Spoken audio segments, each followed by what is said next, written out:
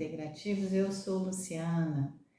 e hoje nós continuaremos a trabalhar essa questão da nossa inteireza e complexidade de ser e de vivenciar completamente,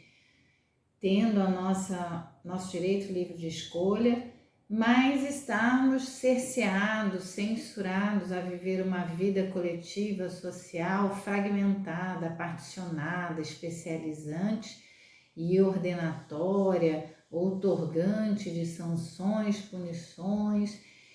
e as limitações dessa relação de seres que vivem de modo inteiro, complexo, numa proposta coletiva, impositiva, outorgante, fragmentante, reducionista, determinista, censurante,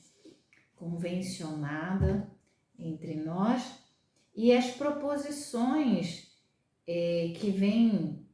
já sempre existiram, mas se fortaleceram recentemente, de novamente conectar a nossa inteireza e complexidade de ser e de vivenciar com as proposições sociais, as regulamentações, as normatizações, os estudos, as produções do saber e as intervenções, as interferências nesse humano a partir da sua inteireza e da sua complexidade. Esse é o tema de hoje, que nós vamos construir esse saber nesse vídeo. E para quem não me conhece, eu sou Luciana, psicóloga, administradora, educadora, epistemóloga, que é aquela que produz saber, brasileira de nascimento, mas se entendendo terrena, terráquea, cosmopolita, cidadã do mundo e atualmente vivendo em Portugal, com décadas de experiência na pesquisa, na investigação científica, na docência, como servidora pública federal da Universidade Federal Rural do Rio de Janeiro, também com todo um desenvolvimento das minhas condições, competências e das minhas iniciativas também na Universidade Federal do Rio de Janeiro, mas hoje aqui em Portugal, também com a égide dos meus investimentos pela Universidade do Minho, em Braga, e atualmente em investigação científica pela Universidade de Trás-os-Montes e Douro, em Vila Real, mas me entendendo neste momento em Portugal, na minha escolha da minha vida integrativa e construindo esse espaço aqui no Multiverso Integrativos para levar o integrativo, o inteiro, o complexo, o sistêmico para tudo e para todos de modo acessível e atuando na clínica com a psicoterapia integrativa, no campo organizacional corporativo com os processos integrativos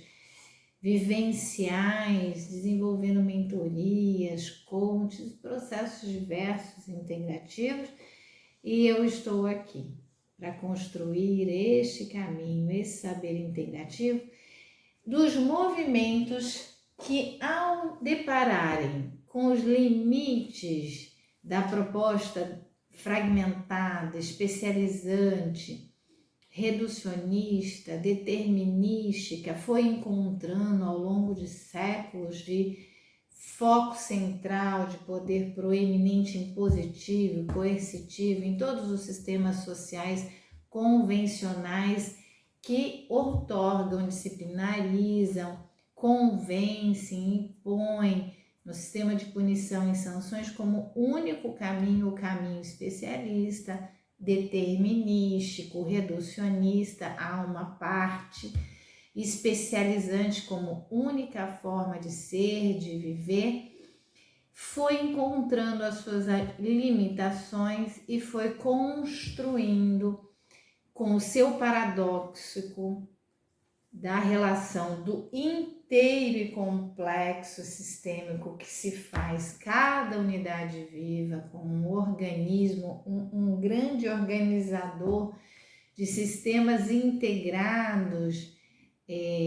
funcionando, trocando, interagindo. Essas limitações foram se dando através de um extenso percurso de desregulações, de desequilíbrios, de manifestações disfuncionais, de manifestações da improbidade entre um projeto coercitivo de vivência segmentante, reducionista, especializante, concentrado numa parte, em relação à inteireza e à complexidade que precisa ser convencida e cada vez mais convencida, imposta, sancionada, censurada, de ser e de se manifestar, e esse paradoxo gera um descompasso. E esse descompasso, desse paradoxo entre ser inteiro, complexo, sistêmico e ser imposto uma vivência particionada, fragmentada, reduzida, controlada, cerceada, censurada, outorgada, imposta por punições e sanções, gera um descompasso, uma desregulamentação que adoece. E as limitações de lidar segmentadamente, especializadamente com esses adoecimentos, que por vezes são tratados na sua particularidade, na sua segmentação especializante, que é o grande projeto convencionado social, se tornam inaptos de realizar o controle e a regulamentação, a regularização, um novo reequilíbrio, porque age numa parte específica e não age no todo, na inteireza, e isso ao longo desses séculos, daqueles que eu vinha falando, que esse grande projeto de centrar numa particularidade que começa lá no século XVII, matura no século XVIII, XIX e no século XX, ganha proeminência nas suas limitações, nos processos de descompasso, desregulamentação e adoecimento, e nas ações limitantes da particularidade, da especialização, apontando que a inteireza precisa novamente ser foco da atenção e do investimento coletivo, social, de produção do saber, porque a especialização já não consegue equilibrar, regulamentar, não consegue, pelo descompasso tão grande do projeto de convencimento e condicionamento, censura, sanção e punição, para sair do regramento social de viver a especialização, gera na inteireza, na complexidade de cada um. E esses sinais dessa desregulamentação e desse adoecimento, esses sintomas, começaram a ser persistentes, porque o investimento inicial sempre foi, o investimento também atual, das intervenções, da regularização, da regulamentação, dos tratamentos serem pelas partes, pelos particionamentos que são do conhecimento de cada um daqueles humanos que estão vivos e imersos num sistema que é particionante, que é segmentado, que é reducionista e determinístico na parte, na especialização. E quando age sobre os limites que geram as desregulamentações, eles não conseguem agir sobre o inteiro, sobre o todo, descompassado, desregulamentado, e promovem soluções que são transitórias, que são perenes, e depois os colapsos, os descompassos, as desregulamentações continuam se manifestando, e esse movimento foi fazendo com que cada vez mais se especializasse, se conhecesse os pormenores, as menores características, os menores detalhes das partes, mas chegasse a um limite de que no inteiro do ser vivo há manifestações que todo saber especializante da parte, do fragmento, do fractal, não consegue envolver, estudar, investigar e produzir intervenções, tratamentos, regulamentações. Então, os próprios sabedores, cada vez mais capazes, especialistas do saber, da investigação do saber, da parte, do fragmento, do fractal, passaram a escolher a possibilidade de investigar, estudar e conhecer o todo e não mais a parte, aquele detalhe, aquela característica que já chegaram à condição máxima de produzir saber. E então, enquanto de um lado as unidades vivas foram adoecendo por esse paradoxo de uma vida reduzida, de um processo de convencimento, condicionamento, de alçar a sua atenção, o seu foco, o seu entendimento, a sua relação, a sua vivência em partes, que são as partes possíveis, socialmente viáveis no sistema de censura, sanção, punição e regulamentação, e se convenceram dessa única possibilidade de exercer o seu direito livre de escolha, continuaram vivendo as suas inteirezas e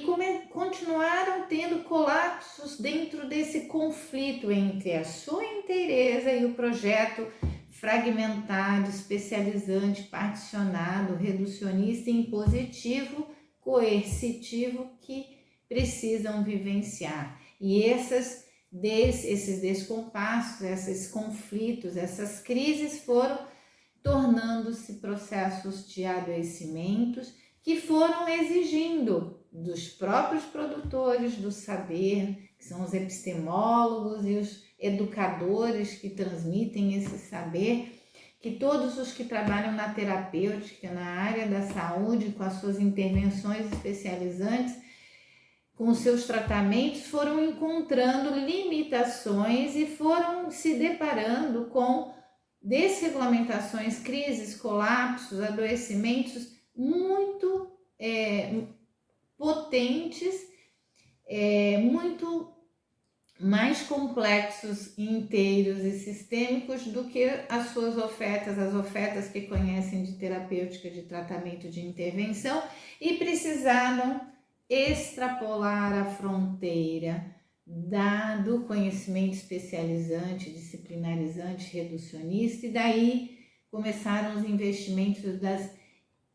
relações interdisciplinares, interespecializações, entre especializações, disciplinas que antes eram segregados, sancionados e impedidos, começaram a existir na proposta de entender aquela complexidade, aquelas inteirezas que se manifestavam, e projetos de trabalhos multidisciplinares, ou seja, chamando pessoas com conhecimentos, com potenciais em disciplinas diversas, a comporem uma equipe, um conjunto de trabalho para se debruçar sobre aquela possibilidade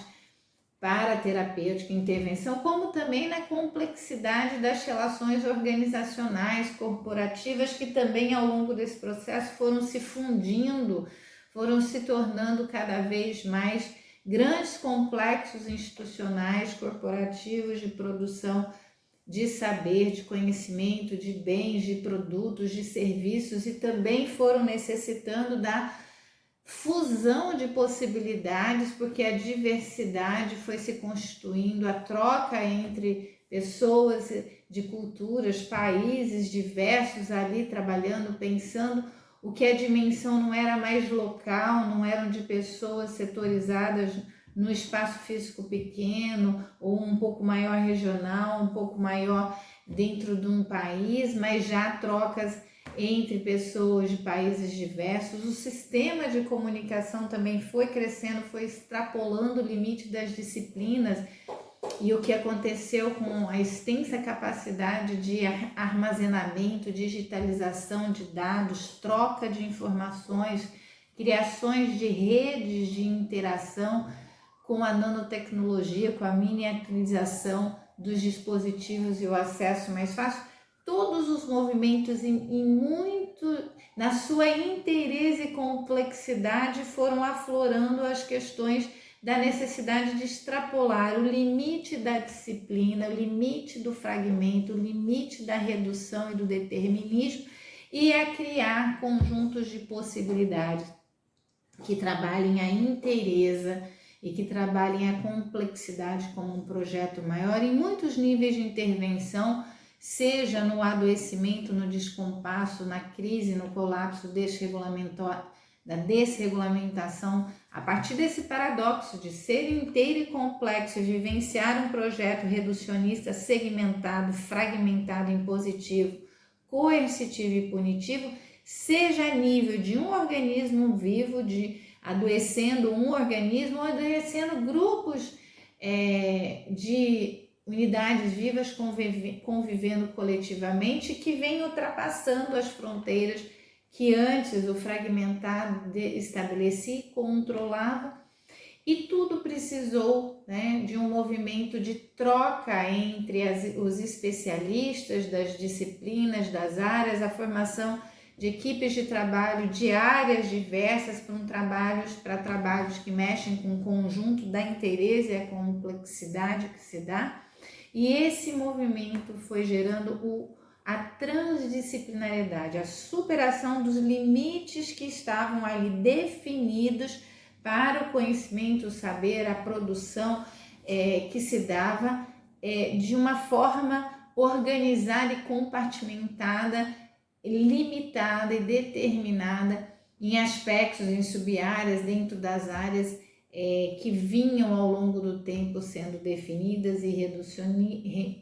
redutivas e sendo controladas. E isso cria toda uma proposição de ultrapassar esses limites e começar então a valorizar novamente, porque isso nunca deixou de existir, sempre existiram os seres que percebiam, escolhiam e vivenciavam as inteirezas, mas eles estavam na fronteira, à margem, ali lutando para ter condições de sobrevivência na sua originalidade, inteireza e espontaneidade, mas eles passaram novamente a ser valorizados e isso virou um grande projeto de resgatar o complexo, de resgatar a inteireza, e começou a se falar então dessas mudanças nesse entendimento, nessa organização, dado aos limites do fragmentado, especializante, determinístico, ali imposto socialmente num processo de convencimento, chamado de novo paradigma, um paradigma social de organização de vida. E foi se nomeado, então, nesse movimento de estudar esse conflito, esse paradoxo, essa contradição entre ser inteiro e complexo, sistêmico, vivenciando inteiramente, e um projeto social de convencimento, de imposição da fragmentação, da especialização. Muito vem se debruçando sobre isso e se nomeou, então, o projeto segmentado, fragmentado, reducionista, determinístico, controlado, imposto de modernidade, e esses movimentos de dialogar entre as áreas especialistas e disciplinadas, criar movimentos múltiplos de participação com as áreas e trabalhando junto e criar algo que não é, né, de controle, de domínio de uma área, e sim é resultante do conjunto múltiplo, disciplinarmente atuante, e também de começar a questionar as fronteiras das disciplinas, os limites do saber colocado, encapsulado ali, outorgado numa área que é a transdisciplinariedade, e se chamou todo esse movimento de paradigma da complexidade, o paradigma da pós-modernidade, paradigma sistêmico, e aí todo esse movimento de pensar o inteiro ganhou ênfase novamente e construiu o paradigma da pós-modernidade.